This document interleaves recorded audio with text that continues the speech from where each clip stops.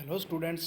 अब हम बात करेंगे हाइपर कॉन्जुगेशन के बारे में, जिसे दिया था बेकर और नॉर्थन, जिसे हम बेकर नॉर्थन इफेक्ट भी कहते हैं। हमने देखा कि एल्किल ग्रुप क्या होता है, इलेक्ट्रॉन डोनेटिंग ग्रुप होता है, जिसका रिलेटिव मैग्नीट्यूड हमने इंडक्टिव इफेक्ट में देखा था कि क्या होता है, 3 डिग्री, टर्सरी, सेकेंडरी, प्राइमरी और CH3। लेकिन जब ये ग्रुप किसी अनसेचुरेटेड सिस्टम से अटैच्ड होते हैं, डायरेक्टली अटैच्ड होते हैं, तब इस ग्रुप का जो ऑर्डर होता है वो रिवर्स्ड हो जाता है, यानी इलेक्ट्रॉन रिलीजिंग जो होता है मैक्सिमम कौन हो जाता है। उस कंडीशन में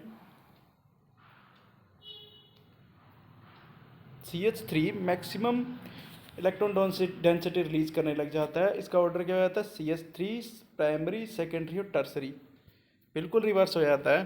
तो ये क्यों होता है, इसको बेकर और नॉर्थन ने बताया था। इसे हम बोलते हैं बेकर नॉर्थन इफेक्ट। इन्होंने ये इसे एक्सप्लेन किया था। इन्होंने बताया कि था कि ये जो होता है ना, रिवर्स होता है, वो किसके कारण होता है, हाइपर कॉन्जुगेशन के कारण।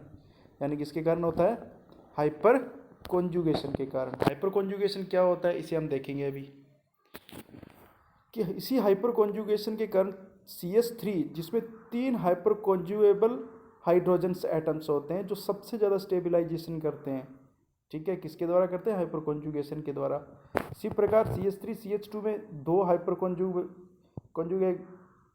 कॉन्जुएबल हाइड्रोजन होते हैं, CH4 में केवल एक होता है। तो सबसे ज़्यादा स्टेबलाइज कौन करेगा, CH3। तो इसी कारण, मतलब इसी हाइपर कॉन्जुगेशन के कारण ये ऑर्डर क्या होता है, रिवर्स हो जाता है। इलेक्ट्रॉन डोनेटिंग का ऑर्डर क्या होता है, रिवर्स। ठीक है, इंडक्टिव इफेक्ट में डिफरेंट होता है, हाइपर कॉन्जुगेशन में डिफरेंट होता है।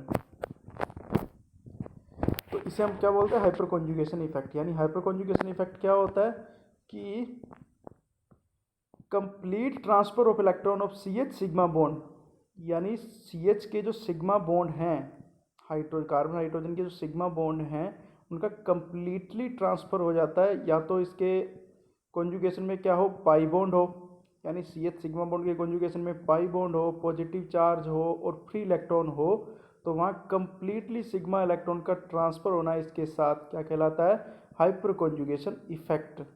ये एक परमानेंट इफेक्ट होता है, इसे नो बॉन्ड रेजोनेंस भी कहते हैं। यानी हाइपर कॉन्जुगेशन क्या है, एक प्रकार का रेजोनेंस ही होता है, लेकिन इसमें बॉन्डिंग की शिफ्टिंग नहीं होती, इसलिए हम बोलते हैं नो बॉन्ड रेजोनेंस। यानी जैसे ही, यानी मेनली ये CH बॉन्डिंग इलेक्ट्रॉन में ही होता है। ठीक है, और इसे नॉर्थर और बेकर ने दिया था। अब देखो हाइपर कॉन्जुगेशन लगता कहाँ कहाँ है।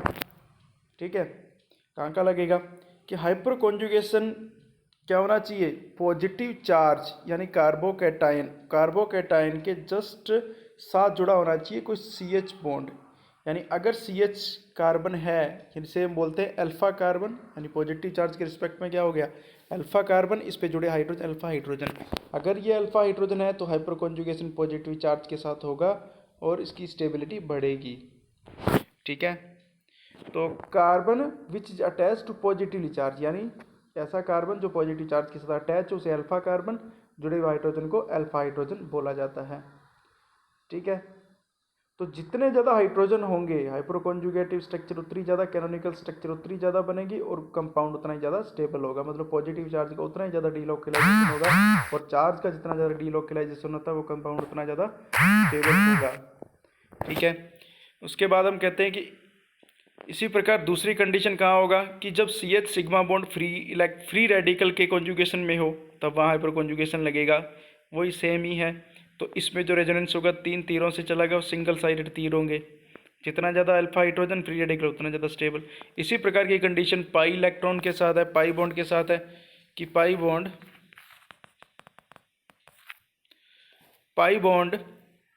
के कॉन्जुगेशन में क्या हो, CH यानी सिग्मा बॉन्ड होंगे, तो hyperconjugation should be takes place. ठीक है, तो जितने ज़्यादा हाइड्रोजन होंगे, पाई बॉन्ड यानी एल्किन उतनी ज़्यादा स्टेबल होगी। तो हम कह सकते हैं कि इन तीनों ही कंडीशन में, फ्री रेडिकल, पॉजिटिव और पाई बॉन्ड, इनके अल्फा कार्बन पे अल्फा हाइड्रोजन होंगे तो हाइपर कॉन्जुगेशन होगा और इसका ये कंपाउंड उतने ज़्यादा स्टेबल होंगे। अब सबसे पहले कंडीशन है एल्किल कैटायंस को देखते हैं, alkyl cation and there relative stability. यानी कार्बोकैटायन क्या होता है, इलेक्ट्रॉन डेफिशिएंट होता है, पॉजिटिव चार्ज होता है, कार्बन होता है। और पॉजिटिव चार्ज कहाँ होता है, यानी खाली पी ऑर्बिटल यानी पॉजिटिव चार्ज यानी कार्बोकेटाइन जो होता है उसमें हाइब्रिडाइजेशन क्या होता है, sp2 कार्बन होता है, और एक ऑर्बिटल जो होता है उसमें p पॉजिटिव चार्ज होता है वो खाली होता है। तो ये खाली जो p ऑर्बिटल है वो आसानी से CH सिग्मा बॉन्ड के साथ ओवरलैपिंग करके हाइपर कॉन्जुगेशन कर सकता है। ठीक है, तो इस प्रकार यानी जितने ज़्यादा H होंगे हाइपर कॉन्जुगेशन उतना ज़्यादा होगा, हाइपर कॉन्जुगेशन उतना ज़्यादा होगा तो पॉजिटिव चार्ज का उतना ज़्यादा डिस्प्रेशन होगा, और डिस्प्रेस्ड जितना ज़्यादा होगा उतना ज़्यादा ये स्टेबल होगा। अब इसकी नेक्स्ट स्लाइड में देखें तो इस प्रकार से ये ओवरलैप होती है, यानी ये तो था एम्प्टी p ऑर्बिटल हो गया, ये खाली p ऑर्बिटल है, ये CH सिग्मा बॉन्ड हो गए, तो ये इसके साथ क्या हुआ, ओवरलैप। तो ओवरलैप करने पर ये जो बॉन्डिंग इलेक्ट्रॉन थे वो कहाँ आ गए, इस खाली में आ गए, और यहाँ क्या होगा, हाइड्रोजन पे पॉजिटिव चार्ज आ जाएगा और ये बॉन्ड यहाँ से गायब हो जाएगा। इसी कारण से नो बॉन्ड रेजोनेंस भी बोला गया है। इस प्रकार से ओवरलैपिंग करके ये स्टेबल करता है। ये सारे हाइड्रोजन एक एक करके इसी प्रकार से ओवरलैपिंग करेंगे।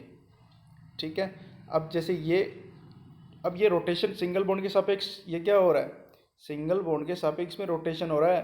तो रोटेशन पहले ये दोनों जैसे ही एक दूसरे के पैरेलल होते हैं तो ओवरलैप होता है, फिर उसके बाद ये हाइड्रोजन रोटेशन के दौरान ये हाइड्रोजन जैसे यहाँ आएगा फिर ओवरलैप होगा, फिर ये हाइड्रोजन जैसे यहाँ आएगा इस दोनों के पैरेलल होगा, ओवरलैप पे हो जाएगा और हाइपर कॉन्जुगेशन हो जाएगा। तो इस प्रकार से तीनों H बारी बारी से हाइपर कॉन्जुगेशन स्ट्रक्चर करके कैनोनिकल स्ट्रक्चर्स बनाते हैं, यानी पॉजिटिव चार्ज का डीलोकलाइजेशन करते हैं, इसे स्टेबल होता है। इसी प्रकार एल्कीन्स में देखें तो एल्कीन में भी यानी ये सिग्मा जो H है, सिग्मा जो H ये वाला है, ये क्या करेगा, ये पाई बॉन्ड यहाँ पहले बना हुआ है, इस पाई बॉन्ड के साथ ये ओवरलैपिंग करता है। ठीक है, और इस प्रकार ये डीलोकलाइजेशन पाई बॉन्ड का क्या करेगा, डीलोकलाइजेशन कर देगा। ठीक है, तो पहले पाई बॉन्ड यहाँ, फिर इन दोनों के बीच ओवरलैप होगी तो यहाँ पाई बॉन्ड बन जाएगा और इसके ऊपर क्या आ जाएगा, नेगेटिव चार्ज आ जाएगा। तो इस प्रकार ये बारी बारी से हाइड्रोजन क्या करेंगे, कैनोनिकल स्ट्रक्चर्स हाइपर कॉन्जुगेशन करेंगे और पाई बॉन्ड को स्टेबल करेंगे। जैसे इस पे दिखाया हुआ है इस स्लाइड्स के अंदर कि किस प्रकार से ओवरलैपिंग हो रही है कि ये सिग्मा बॉन्ड है, ये पाई बॉन्ड था, तो अब क्या होगा,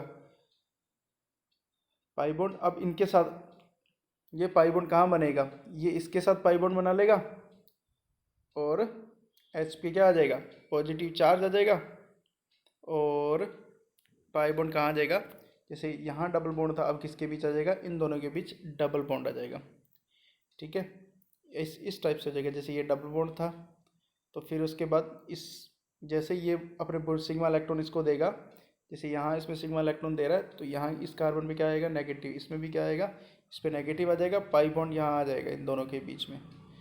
इसी प्रकार इसमें देखो, इस पर स्पष्ट पता चल रहा है कि सिग्मा बॉन्ड यहाँ इन दोनों के बीच आया, पाई बॉन्ड इसके ऊपर शिफ्ट हो गया, यहाँ नेगेटिव आ गया और ये पाई बॉन्ड हो गया।